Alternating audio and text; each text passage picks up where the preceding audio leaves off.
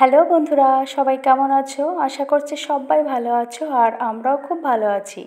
প্রিয় বন্ধুরা, আজকে হচ্ছে বুধবার আর এখন বাজে সকাল 6:30। তো সকাল সকাল উঠে পড়েছি বন্ধুরা। উঠেই দেখছি প্রচণ্ড রোদ বেরিয়ে গেছে। তো মনে হচ্ছে অনেকটা দিন হয়ে গেছে, কিন্তু না, এখন 6:30 বাজে আর যেহেতু অনেকটা রোদ বেরিয়ে গেছে তাই এরকম মনে হচ্ছে।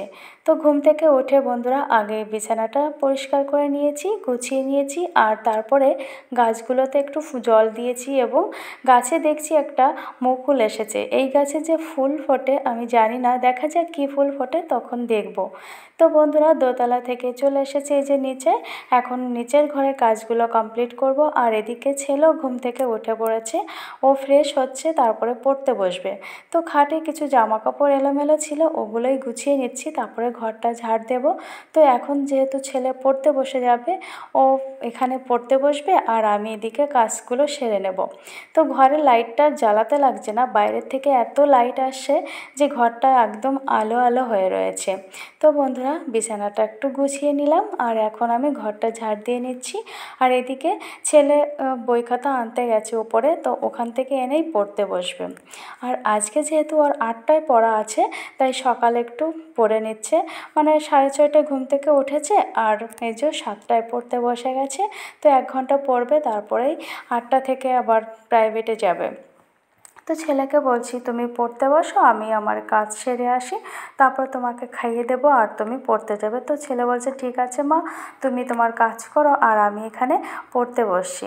তো বন্ধুরা এখন তো 7টাও বেজে গেছে আর আমার তোমাদের সঙ্গে গল্প করতে করতে আমার ঘরটা গুছানো এবং ঘর ঝাড় দেওয়া কমপ্লিট হয়ে গেছে প্রায়।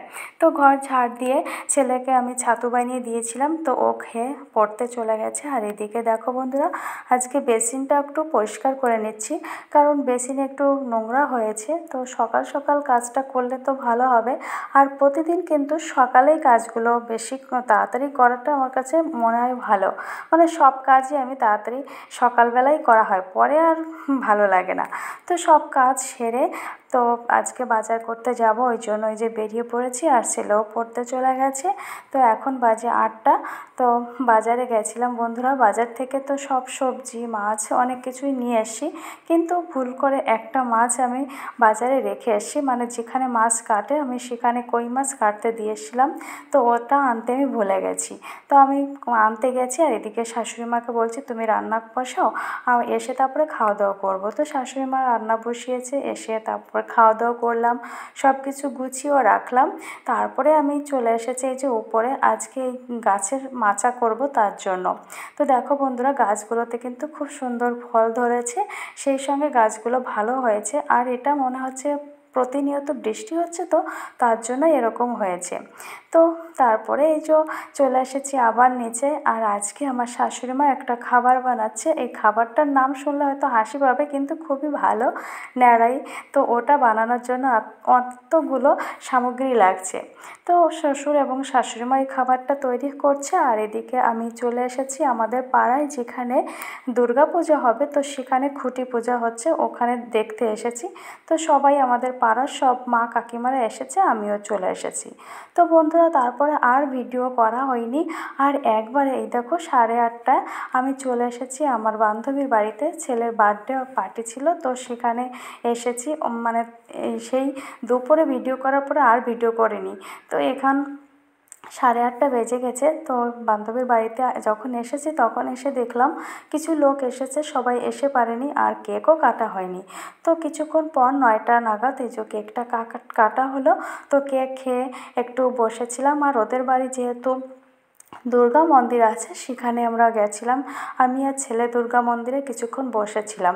আর এদিকে কেক কাটা হচ্ছে, ওটাও দেখেছিলাম।